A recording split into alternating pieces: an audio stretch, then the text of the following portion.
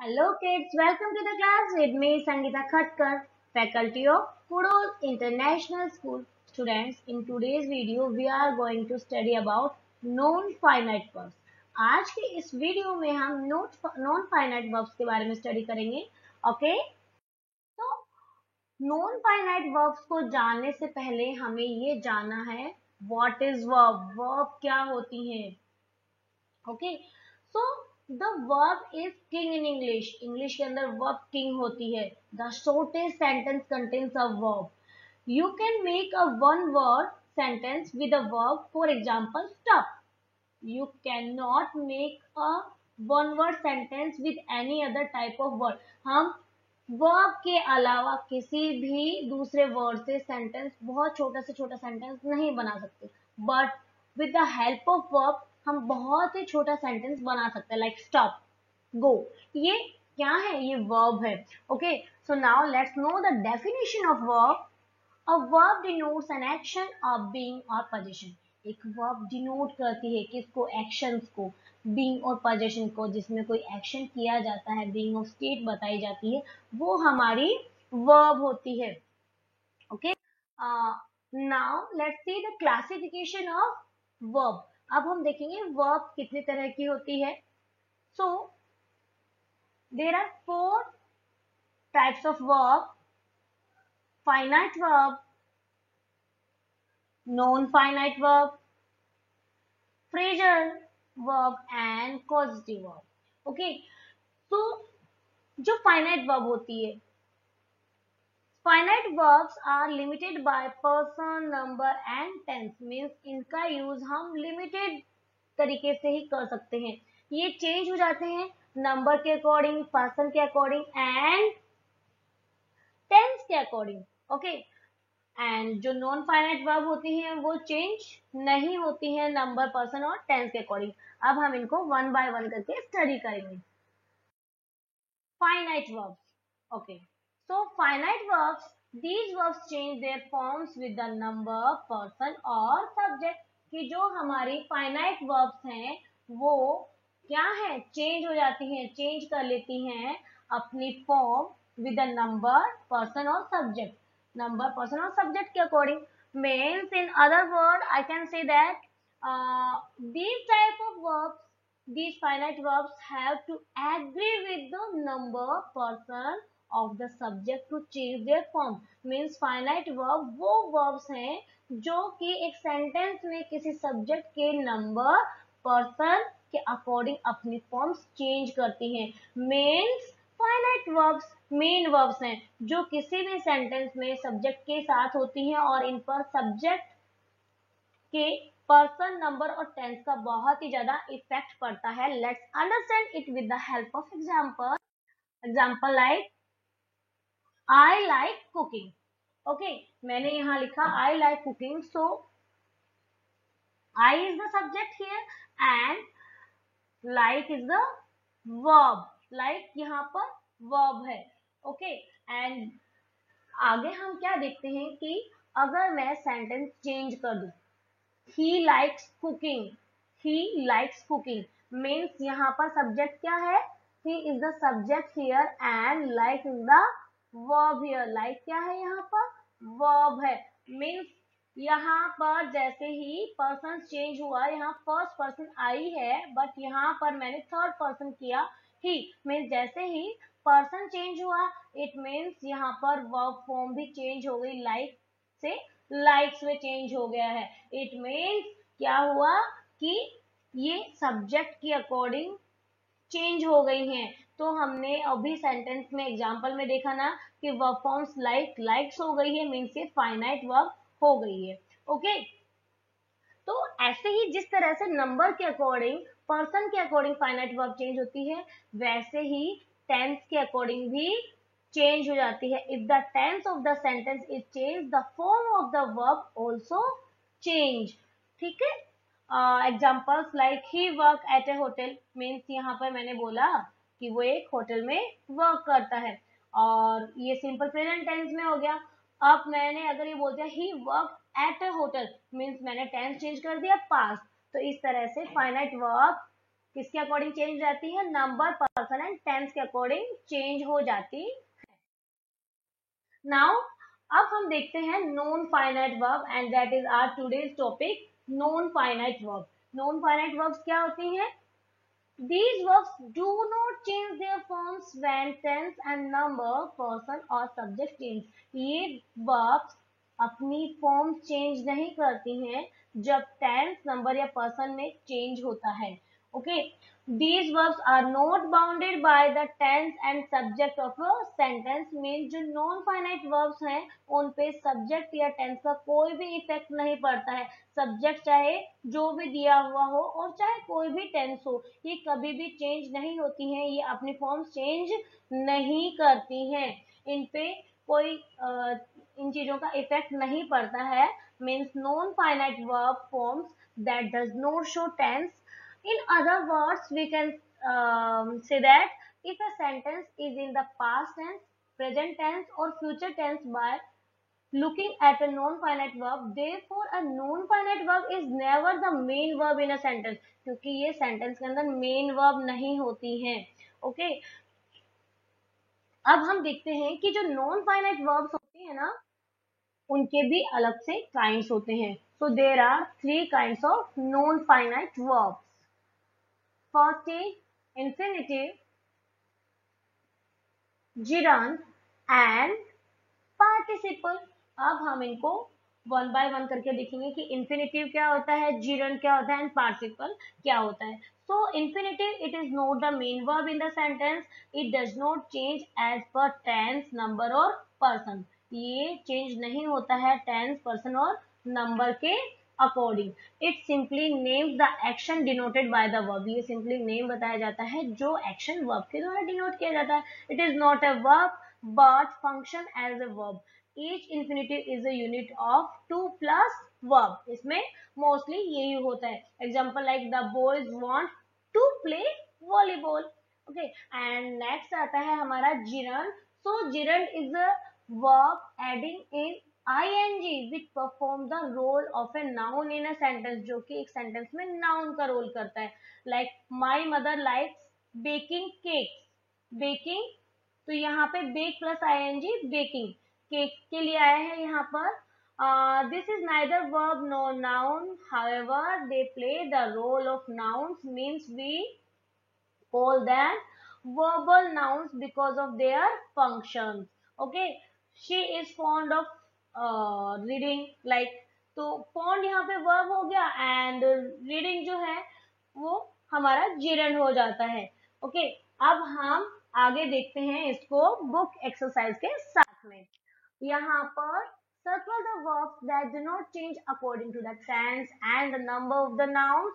यहाँ पर हमें सर्कल करना है, या मे बी हम अंडरलाइन भी कर सकते हैं, जो कि डू नॉट चेंज, जो चेंज नहीं होती है टेंस के अकॉर्डिंग, नंबर एंड नाउन के अकॉर्डिंग. मीन्स यहाँ पर बात की जा रही है नॉन फाइनाइट वर्ब्स के लिए.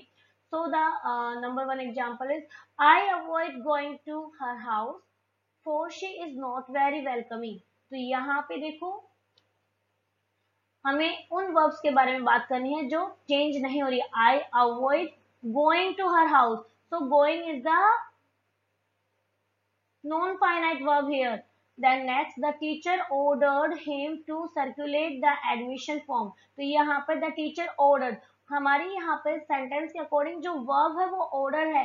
So circulate जो है यहाँ पर नॉन फाइनाइट वर्ब का एग्जाम्पल है. Then working individuals are generally left with little time for themselves. So working is the non finite verb here and talking in the classroom disturbs the other. So again talking is the gerund. Talking क्या हुआ यहाँ पे gerund है, means non finite verb है.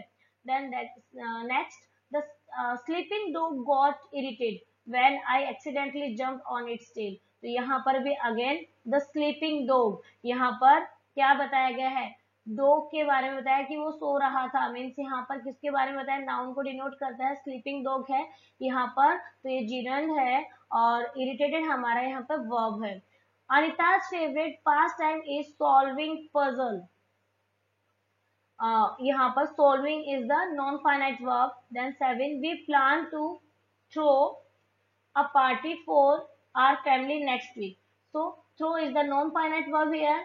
Number 8, how can you expect me to start work? तो यहाँ पे हमने infinitives के अंदर read out किया था to plus base form. So to start is the non-finite verb. And do you enjoy reading function or do you prefer watching television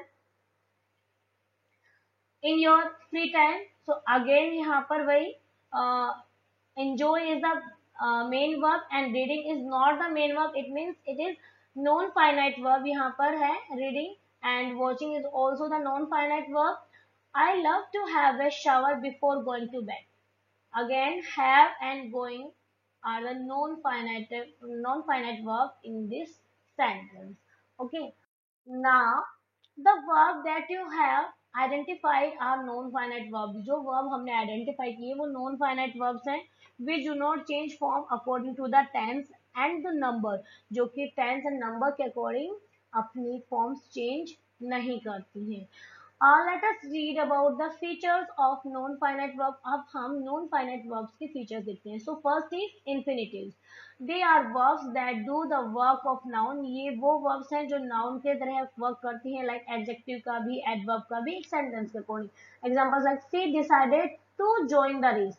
So here the main verb is decide and to join is the infinitive here. To plus the base form of the verb. Okay, and next they help us paint the house. So they help is the verb here, and again paint is the non finite verb. यहाँ पर क्या है, non finite verb है यहाँ पर, but ये bear to है, without to इसका यूज हुआ है. Next is participle. They are verbs that also act as adjective and usually have the ing, ed, dt and en और n forms आती हैं. Like examples में देखेंगे हम, the thief came through the broken window. तो ये यहाँ पर हमने अभी पढ़ा कि एडजेक्टिव की तरह वर्क करते हैं पार्टिसिपल के अंदर. तो विंडो के बारे में मीन्स एडजेक्टिव क्या होता है, नाउन एंड प्रोनाउन के बारे में हमें एडिशनल इंफॉर्मेशन देने वाले वर्ड्स. ओके, तो हमें यहाँ पर window is the noun here. Window के बारे में एडिशनल इंफॉर्मेशन मिली कि वो ब्रोकन है. तो यहाँ पर ये वो होते हैं पार्टिसिपल्स जो कि नाउन और प्रोनाउन के तरह एक्ट करते हैं, और उनके लास्ट में क्या लगा था, ing, ed, dt और en का यूज होता है. Then again, where is grandma's walking stick. तो अगेन है यहाँ पे स्टिक के बारे में एडिशनल इंफॉर्मेशन मिली है कि स्टिक कौन सी, वॉकिंग स्टिक. उनकी वॉकिंग स्टिक के बारे में पूछा जा रहा है. तो यहाँ पर हमने ing यूज किया है कि ग्रैंडमा की वॉकिंग स्टिक कहाँ है. ओके, अगर हम यहाँ पे टेंस चेंज करते हैं, वेयर आर ग्रैंडमाज वॉकिंग स्टिक, अगर नंबर चेंज किया, अगर हमने टेंस चेंज किया, वेयर वॉज ग्रैंडमाज वॉकिंग स्टिक, तो वॉकिंग में यहाँ पे कोई भी चेंज नहीं आ रहा. इट मीन्स टेंस के अकॉर्डिंग इनमें चेंज नहीं होता है, एंड दैट्स व्हाई हम इनको नॉन फाइनाइट वर्ब के अंदर कंसिडर करते हैं. Then next is gerund. They are verbs with the ing form that do the work of noun in a sentence. ये वो वर्ब्स होती हैं जिनके साथ में ing फॉर्म जो है वो यूज होता है और वो एक सेंटेंस के अंदर नाउन का वर्क करती है. Example like my father likes going on picnic. My father likes going on picnic. So here my father likes is the main verb and going यहाँ पर है, ये जिरन का यूज किया गया है. Raghu doesn't mind studying late night. तो यहाँ पर भी ing जो है ये हमारा जिरन का वर्क कर रहा है. Now students, we have to do the book exercise. Fill in the blanks with the infinitives form of the verb in the bracket. They may be with to or without to. हमें यहाँ पे infinitive का work use करते हुए हमें fill करना है, और ये टू के साथ में भी हो सकते हैं एंड विदाउट टू भी हो सकती हैं. So first, Anita helped me look for a new picnic of my own. It is our duty to care for our environment. तो यहाँ पर है इट इज आवर ड्यूटी, ये हमारी ड्यूटी है क्या, to care for our environment, कि हमारे एनवायरमेंट का केयर करना है, and not let it decay, और इसको डिके नहीं होने देना है. Don't worry I will manage to get means यहाँ पे हम टू इन्फिनिटिव का यूज करेंगे, to plus base form, to get the assignment done. Our school is aiming to bag this prestigious award and I am sure I saw him steel your wallet. मैं sure हूँ कि मैंने उसको देखा है आपका वॉलेट चुराते हुए. Let him do this on his own. That's the only way to teach him the work well. यहाँ पर हम ये देख रहे हैं कि कुछ जो हैं वो हम विद टू हम यूज कर रहे हैं और कुछ वर्ब फॉर्म्स हैं जो विदाउट टू के यूज की जा रही है इंफिनिटिव के अंदर. My mother has already arrange for me to give the presentation, and the last one is the lady lovingly watched her children sing and dance in the rain. We can use infinitive to join two or more sentence. कि हम infinitive का use join करने में two or more sentences को join करने में कर सकते हैं और उनको join करके हम एक single sentence भी बना सकते हैं. Example like I have a big bag. It can store many things. तो I have a big bag. यहाँ पे one sentence complete हो गया and the it can store many things. तो हम इसको बोल सकते हैं I have a big bag to store many things. Then next, they visited us last week. They wanted to congratulate me. तो इसमें भी हम इनको कंबाइन करने के लिए अगर बात करें तो हम बोल सकते हैं they visited us last week to congratulate me. Same यहाँ पर हमें अब एक्सरसाइज दी है. Join these sentences using infinitive. हमें इन सेंटेंसेस को ज्वाइन करना है इंफिनिटिव का यूज करते हुए. Riddhi wakes up early. She has to exercise. तो here Riddhi wakes up early to exercise. किसके लिए उठी जल्दी? एक्सरसाइज करने के लिए. सो ये हुआ हमारा to exercise. Our class went on a picnic last week. We wanted to enjoy our break after exams. So हम कह सकते हैं our class went on a picnic last week to enjoy our break after exam. तो हम to के साथ इनको जोड़ सकते हैं. Number 3, I must work very hard. I need to fulfill my dream. मुझे बहुत हार्ड वर्क करना पड़ेगा क्योंकि मुझे अपना सपना पूरा करना है. मुझे कैसे भी करके अपने ड्रीम जो है उसको फुलफिल करना है. सो हम कह सकते हैं I must work very hard to fulfill my dream. Varun does not use plastic. He wants to save the environment. So here Varun does not use plastic to save the environment. And again, I didn't have enough time. I could not buy the colors. In this sentence, I didn't have enough time to buy the colors. Then next, the players came early. They wanted to practice for a long time. Here the player came early to practice for a long time. तो हमने यहाँ पर two sentences को जोड़ने के लिए to infinitive का use करते हुए इनको जोड़ दिया और इनको क्या बना दिया? एक बना दिया है. Next 7 number, they took the window seat. They wanted to enjoy the view. तो हम इजीली बोल सकते हैं they took the window seat to enjoy the view. And number 8, switch off the phone. That way you will avoid disturbing the show. Switch off the phone to avoid disturbing the show. Okay, read the Rebecca has to say to you. Circle the gerund in the paragraph. तो यहाँ पर भी इस paragraph में हमें circle करना है. So 1 और 2, I do for you. I love eating homemade cakes and cookies. कि मुझे homemade cakes और cookies खाना बहुत पसंद है. So the main verb is love and eating is the gerund here. I love eating homemade cakes and cookies. I have always preferred working on these soft and spongy handmade delights than those medicine made wonders. तो यहाँ पर भी हमने देखा गॉगिंग जो है वो हमारा क्या है? वो हमारा gerund है. ओके, एंड देन हम नेक्स्ट एक्सरसाइज करते हैं.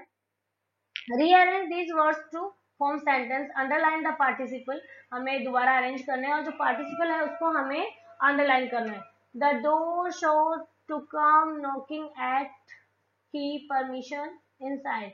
तो यहाँ पर हम करेंगे knocking at the door he showed permission to come inside. कि दरवाजा खटखटा के उन्होंने अंदर आने की परमिशन ली. देन नेक्स्ट जो है यहाँ पर भी हमें जम्बल वर्ड्स दिए हुए हैं तो इनसे हमें एक जो नॉर्मल सेंटेंस होता है वो फ्रेम करना है जो एक मीनिंगफुल सेंटेंस है. तो हम बनाएंगे the irritated referee showed him the red card for his rude behaviour. तो यहाँ पर रेफरी के बारे में एडिशनल इंफॉर्मेशन दी है. मीन्स ये एडजेक्टिव हुआ और एडजेक्टिव हमारे किस में होता है? पार्टिसिपल में. So the irritated is the participle here. Spectacles prove my year of broken are naughtiness. So my broken spectacles, spectacles कैसे थे, ब्रोकन मीन्स ब्रोकन, यहाँ पर हमारा पार्टिसिपल हुआ. So my broken spectacles are proof your naughtiness. Next number, think about that you did feel interesting watching. तो हम इसको अगर सेंटेंस में सिस्टमेटिकली फ्रेम करते हैं तो हमारा सेंटेंस बनता है, did you think about watching that interesting film. तो क्या आपने सोचा है देखने का इस इंटरेस्टिंग फिल्म को. सो इंटरेस्टिंग फिल्म, फिल्म कैसी थी, इंटरेस्टिंग. तो यहाँ पर ये हमारा क्या हुआ, non finite verb. A beautiful landscape painted the picture gifted me wonderful of. So she gave me a wonderfully painted picture of a beautiful landscape. So painted is the non-finite verb here. My friend wounded my heart nurtured. Wounded my hand nurtured. Sorry. So my friend nurtured my wounded hand. Hand कैसा था, wounded. So wounded is the non-finite verb. Then again, the too scared injured was step out his room boy to even to. So the injured boy was too scared to even step out of his room. So here the injured boy कैसा था, घायल, injured था. So the injured is a non-finite verb here. यहाँ पर injured non-finite verb है. Winning magnificent artist will a trophy the get. The winning artist, तो artist के बारे में हमें इंफॉर्मेशन मिली कि कैसा था, विनिंग, जीतने वाला, will get a magnificent trophy. Like infinitives we can also use participle to join sentence. Infinitive के जैसे ही हम सेंटेंस को पार्टिसिपल से भी जोड़ सकते हैं. Like I saw a cute pup, it was coming in my direction. तो इसको जोड़ने के लिए हम कैसे बोल सकते हैं, आई सॉ अ क्यूट पप कमिंग इन माय डायरेक्शन. मतलब हम शॉर्ट फॉर्म में इनको कंबाइन कर सकते हैं. Mom had made the food, she had then called us for dinner. तो having made the food, mom called us for the dinner means यहाँ पे हमें क्या बताया गया है, फर्स्ट जो सेंटेंस है उसमें बताया है कि when two action take place at the same time we use the present participle. तो अगर एक्शन सेम टाइम में किए गए हैं तो हम प्रेजेंट पार्टिसिपल का यूज करते हैं कंबाइन करने के लिए. But if one action take place before the other, एक एक्शन हो जाता है दूसरे से पहले, तो हम past participle means having made in the second set के अंदर यूज किया गया है तो हम ऐसे ही यूज करेंगे. एग्जाम्पल के साथ हम इसको समझते हैं. Join these sentences using participles. I stood in the corner. I was looking at her performance. So in this sentence, if we want to join these both the sentences, we can say that standing in the corner, I was looking at her performance. The next one is mother saw me. I was running towards her. So यहाँ पर mother saw me running towards her. mother ने मेरे को उनकी तरफ दौड़ते हुए देखा. एक साथ दो एक्शन हो रहे हैं. Aman walked out of the room. He was fuming. तो Aman walked out of the room fuming. ठीक है, वो गुस्से से बाहर चला गया. Manju entered the room. She was humming a song. तो Manju enter the room humming a song. एक गाना गुनगुनाते हुए मंजू क्लास में एंटर होती है या रूम में एंटर होती है. The next, I had done my homework. I went out to play. तो यहाँ पर हमने थोड़ी देर पहले देखा था कि जब एक्शन सेम, दोनों एक्शन एक साथ हो रहे हैं तो हम प्रेजेंट पार्टिसिपल का यूज करते हैं. एंड वो सेंटेंस जिसमें एक एक्शन हो चुका है और दूसरा नहीं हुआ है उनके लिए हम पास्ट पार्टिसिपल यूज करते हैं. तो like having done my homework I went out to play. The teacher had prepared the worksheets, she gave them to her student. So again here having prepared the worksheets, क्योंकि teacher ने worksheet prepare कर ली थी और उसने students को ये दी. तो एक साथ दो अलग अलग एक्शंस के बारे में बताया, एक हो चुका है तो बता रहे हैं having prepared the worksheets the teacher gave them to her students. I got a new book to read. I was excited about it. तो यहाँ पर है कि मुझे एक नई बुक मिली है, मैंने एक नई बुक प्राप्त की है और मैं उसको लेकर बहुत एक्साइटेड हूँ. पहले कब मिली बुक, पहले मिली है. तो having got a new book to read I was excited. तो जो हमारे पास्ट पार्टिसिपल या पास्ट के जो टेंसेस होते हैं उनके लिए हम हैविंग वर्ड यूज करते हैं. Like Ruhi and Neil saw the footballers, they were eager to take their photographs. So again here उन्होंने देख लिया था और वो ईगर थे उनके फोटोग्राफ्स लेना चाहते थे. तो having seen the footballers Ruhi and Neel were eager to take their photographs. Next, fill in the blanks with suitable form of verb in the bracket. Dash is prohibited in this office. तो यहाँ पे हम gerund का use करेंगे. Smoking is prohibited in this office. यहाँ पर gerund के साथ में आएगा. बेस फॉर्म के साथ में जब ing लगा होता है, ing फॉर्म भी हम इनको बोलते हैं. He is always very happy to lend assistance to his college. Then third, it was indeed a pleasure to receive such great news. And number 4, I have already finished cleaning my room. You may come inside. And number 5, advance towards goal single-mindedly. They were finally able to bag the prestigious award.